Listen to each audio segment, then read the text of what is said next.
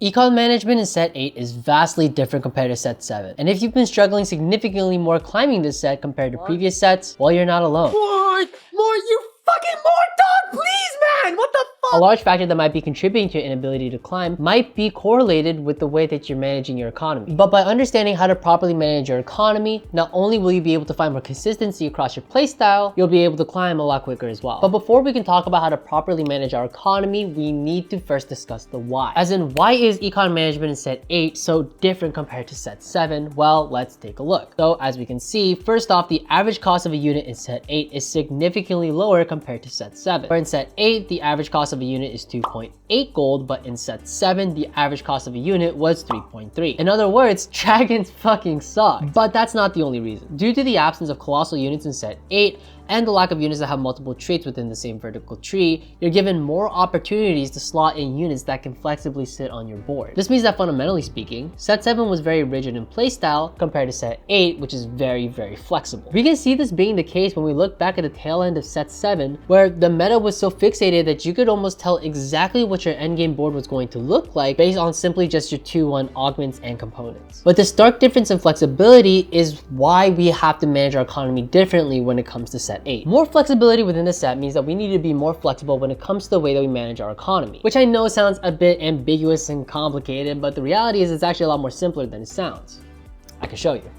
Here's the thing, your economy is directly correlated with your board strength. And yes, this is a fundamental truth across all sets. It's a little more important to understand the mechanic behind it and how it actually applies to the way that you approach the game, because otherwise, if you don't, you're definitely going to be struggling compared to other sets, because this set, you really need to understand why your economy manages itself in the way that it does. But anyways, look at this fucking graph.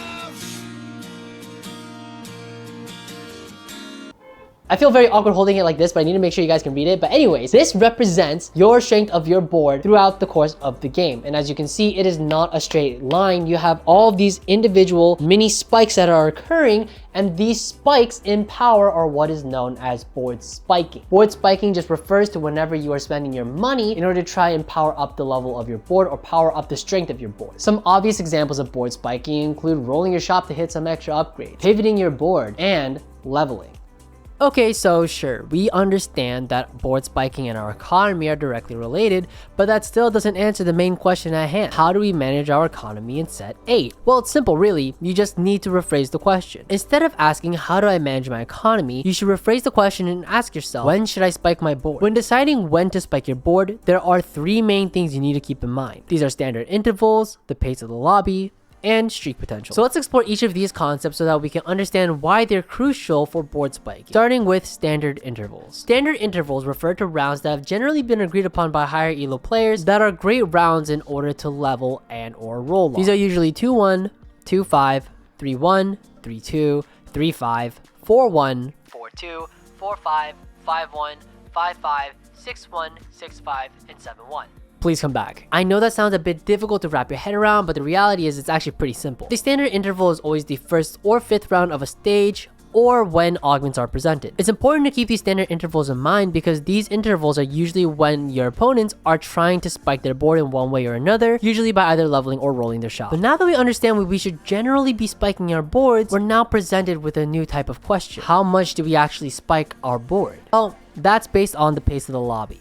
Now, the pace of the lobby generally refers to the average strength of a board in the lobby. Obviously, in order to identify this, you're going to need to scout. You're going to be looking for things like what level is everybody in the lobby compared to you, and what is the strength of your board compared to everybody else's. Now, obviously, this is a very difficult task for newer players and beginners, but as you improve, you'll be able to take a very quick glance at people's boards and have a general understanding as to how strong their board is without taking more than just a second. Just to give some advice for newer players and people who may struggle with this kind of stuff, when I first started out, I would just try my best to scout somebody's board and just try to rate the strength of their board out of 10 relative to mine. 10 being I could never win against them, and 1 being I always win against them. Generally speaking, if I found myself rating a lot of boards like 7, 8, 9s, and 10s, I would know that, okay, I should probably try to spike my board in one way or another, or try to plan to spike my board at the next upcoming interval. Except, the only exception to this rule is when you're trying to play around a streak.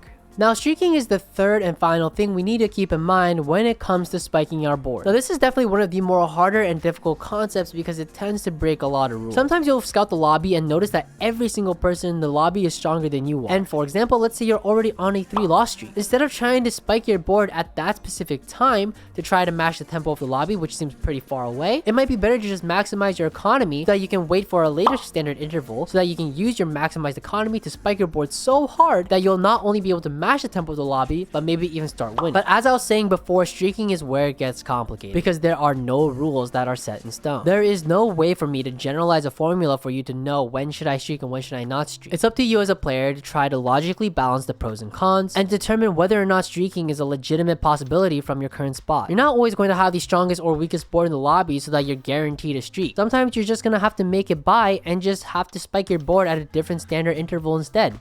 That's okay too. The only difference is that when you're sort of just making it by, really try to figure out what your win condition is so that when you do end up finding it, you're able to play it and you know exactly what to do from that spot. Now, just to be absolutely clear, everything we've discussed in this video actually applies to both playing standard and playing reroll comps. The only difference is that when you're playing a reroll comp, your board spikes are not going to really be coming from leveling, but instead they're going to come from hitting your upgrades, most of the time your 3-star upgrades. Now, if you've ever played a reroll comp before, you know that the standard strategy is to roll until you hit 50 gold to maximize your interest and to use your economy as efficiently as possible to try to hit your upgrades. This is obviously not always going to happen. Most of the time, at a certain point, your board is going to start to fall behind to the pace of the lobby if you haven't hit your 3 stars yet. So during those times, maybe consider breaking the 50 gold interest mark and going down to 30 or going down to even 20 to try to hit your upgraded units, which in turn are your board spikes, which will help you stay at the tempo of the lobby. At the end of the day, the way you manage your economy is all about balancing your board spikes, your streak potential, the pace of the lobby, and the timing of standard intervals. Now, I understand this isn't really your typical standard leveling or econ management guide. Even though while you're watching the video, all of these concepts might have made sense, it might still feel a bit abstract and you might not really fully grasp as to how to really apply this into your own games. Now, in order to alleviate this problem, I wanted to rewatch one of dishsoap's VODs with you guys and try to explain his thought process when it comes to the way that he's managing his economy. Normally, I would just VOD review one of my own VODs, but I have a whole series already dedicated to that, and I think it'd be really cool to VOD review who I think is one of the best players in North America and really see how everything that we've spoken about in this video can be applied to how he's playing as well. Just for some context, for those of you who don't know who dishsoap is, even though I talk about him all the time, he's consistently one of NA's best solo queue players, and I tend to VOD review him a lot just because I really want to understand the way that he plays and try to emulate it in my own gameplay. And by the way, don't worry, we will watch the VOD at 2x speed, so then that way it doesn't feel that long. I'm not going to watch it at regular speed. That seems ridiculous. I really hope you stick around for this portion of the video because I really want to drive these concepts home, so then that way you really understand how we can manage our economy properly. But with that being said, let's now go watch dishsoap's VODs together and really try to understand how to manage our economy properly in set 8.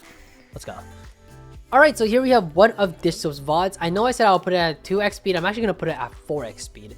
And the reason why is because when it comes to our economy, you have a lot of down periods where you don't really have to think too much about it.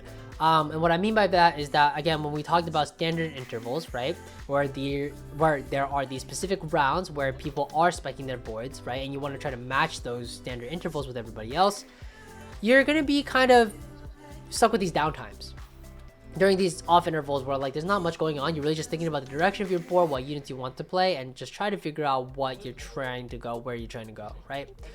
So here, as we can see, his units are pretty weak. He doesn't have very strong units to play around with, so chances are he's going to try to lose streak throughout the early game. Now, early game is sort of the only part of the game where you can really think, I want to win streak or I want to lose streak.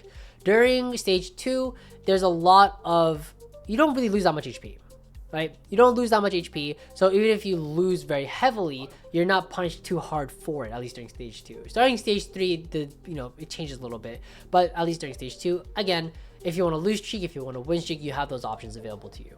So here, as we can see, when you're trying to lose streak, he doesn't push level here because obviously if you push level, your board is significantly stronger. You have a higher chance of winning, but also by not pushing levels, you're able to hit these econ thresholds a lot earlier. Here we can see he's already 20 gold at 2-3, which is very, very early. Most of the time you're hitting 20 gold at around 2-5. So hitting 20 gold at 2-3 is very, very good. So here, as we can see, next standard interval is 2-5. Does he want to spike his board? Clearly not. He wants to try to eco again because, again, his board is weak as hell. He's going to do his best to try to eco and try to go for the next standard interval, either 3-1 or 3-2, when he'll decide to spike his board. Now, know for a fact that this game he's gonna spike his board at 3-2 and not 3-1. And why do I know that? It's because when you spike your board at 3-1, it's because most of the time you're trying to keep a win streak going. Usually if you won all of stage 2, you want to ensure 3-1 wins you as well, so you want to spike your board at 3-1 as well. But if you're mixed streaking or loose streaking, there's no point in really spiking at 3-1, you can just wait until 3-2. And why do you want to wait at 3-2? It's because you can see what your augments are, plus you get to have everybody else is spiking their board. So you holistically have a better idea as to what the tempo of the lobby is going to look like. So it makes a lot more sense to spike at 3-2 rather than 3-1. Also, most people will try to... Did this guy lose a Krugs? Alright, anyways. Rank 198, by the way. But anyways, like as I was talking about before I got a little distracted, not spiking at 3-1 against spiking at 3-2 because it wants to figure out the direction of his board. So let's see what the augments are, and here we see it's a bunch of renegade admins. So he takes the carry Camille augment here and he starts rolling down here. Excuse me, but he has the carry Camille augment as well as a couple of upgrades. He has the Vi 2, he has the Talent 2, and I believe he has a LeBlanc 1. But this board is decently strong, not the strongest, but definitely strong during stage 3. And especially with 4 admin, he can probably be able to streak pretty well here unless he fights into any dirty high rollers. But chances are he'll probably just keep the streak going at least until stage 4-1, if not 4-2. Now, does he want to spike his board at 3-5 again? Probably not. 3-5 is pretty early, especially when we just spiked our board at 3-2. As a general rule of thumb, you probably want to wait about maybe 3 to 5 rounds before you spike your board again since the last spike. That is not a golden rule of thumb, that's just a very general rule of thumb. But usually there's not much reason to be spiking your board constantly so quickly, right? You can have these long periods of time where you don't spike your board for like 5 rounds usually. And that's usually like a general rule of thumb. But here, I think this guy had an Echo 2 and an MF1 Vi 2, whatever. So that's a pretty high roll for 3-5. But here, he knows for a fact that his board is not that weak. So he doesn't really have to roll to look for anything to try to spike it. I think he rolled a little bit, trying to hit like a LeBlanc 2. I think he might have been sitting on a pair. I think he was sitting on 3 pairs, so I think he thought it was okay to roll a little bit here. But again, you don't really need to there. Plus, you can just, again, sit, try to wait until 4-1, 4-2 before you decide what to do. Here, because he has, I think he's 2 off Camille 3, he's probably just going to roll here, try to hit the Camille 3, and then probably sit. He probably doesn't have to level here because, one, that puts him at below 10 gold, which in general you never really should be doing. Sitting below 10 gold is pretty bad at any point in the game unless you are 1 HP, just because it's very difficult to rebuild and start that snowball again trying to hit the 10 gold, 20 gold, 30 gold thresholds. But here now we're at 4-2, chances are he's going to level to 7 at this point. And then, yep, levels to 7, Texan Soraka, and now he's going to think again, okay, when is my next standard interval? When am I going to try to level again to go level 8? Do I want to spike my board at 4-5, etc., etc.? You probably want to be rolling here at 4-5 if you have a very good reason to. Reason being maybe he has a bunch of upgrades he can think about, bunch of different things that he can maybe tech in to really exponentially increase the strength of his board. But he's not sitting on anything that really stands out to me that would be like, oh, like he could definitely spike his board a lot if you tech this in or that in. Maybe Hacker for his Camille if there's a lot of backline carries, but at least from the spot, maybe at 4-5 he can roll a little bit, but maybe not too much. And probably just look to go level 8 at 5-1. I don't think there's a world where he can really wait until 5-5 to be going level 8. That is way too long. He's not very much HP to work with here. So it looks like he does roll a little bit on 3-5 because it looks like he had a couple open slots and techs into Hacker, which is really great. And then he's probably going to just keep playing this board until 5-1. Yeah, so he does lose here, but that's okay. He's probably just going to just maybe tank that last one and then tank maybe this one. And then at 5-1, have enough money to go level 8 and then tech something in to try to spike his board even more. Chances are his out looks like it's probably only 6 Renegade. I can't really see anything else in terms of his out. This game looks like a pretty difficult spot to play from, but I mean, again, who knows? This is just a random game that I took off of the stream. But here we go, going into stage 4-7 into 5-1, and again 5-1, probably just gonna level here, go level 8 because there's not much he can really tech onto his board from the spot. It's really difficult.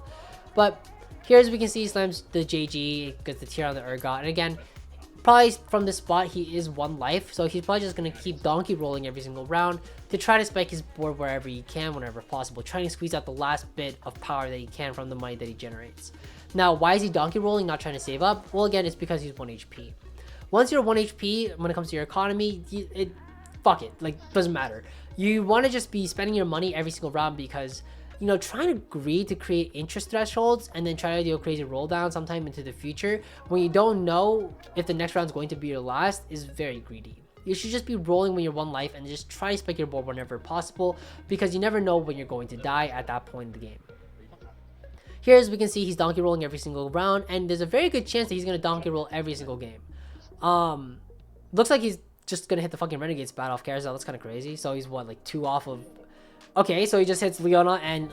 Okay, so he just hits Leona and Viego in the same shop as a Renegade spat off Carousel. So now he's 6 Renegade, so somehow he high rolled the fuck out of that, and now it looks like he's guaranteed basically a top 2 from the spot. But again, in terms of the way that he's managing his economy, donkey rolling every single round, trying to find whatever upgrades he can. I feel like his... I mean, I don't even know if his board loses, to be completely honest, but if it does, maybe donkey rolling for just a couple upgrades, maybe Leona 2, Viego 2, maybe Fiddlesticks for Renegade Fiddlesticks, because I've heard that thing's really good recently. Those are the only things I can really think of. But again, these things become a possibility only because you keep donkey rolling every single round. There's really not much that you can else. There's really not much else you can really do from these types of spots. It's, again, you're 1 HP. Like, what are you gonna do? Save your money? Save your money for what? Next game? Like, it doesn't make sense. So here it looks like he wins again. He's now guaranteed the top 2 spot. I don't even know if he loses the next round. I mean, I have no idea what the other guy's board looks like. It looks like he has looks like 4 Ox Force. Barely scrapes by, so I mean, maybe he just rolls down here a little bit, tries to hit the Fiddlesticks. Yeah, he hits the Fiddlesticks too, so fuck it. I guess he's just a bit of a dirty high roll or whatever. But as you can see, even the rank 1 NA player follows the same concepts, follows the same rules that we've applied to ourselves when we were talking about economy and the way that we play. And I hope that sort of solidifies the understanding. So if everything felt a bit abstract, this makes things feel significantly more concrete. But with that being said, if you have any other questions, feel free to leave it in the comments, and I hope this was helpful. Take care, guys. Happy climbing.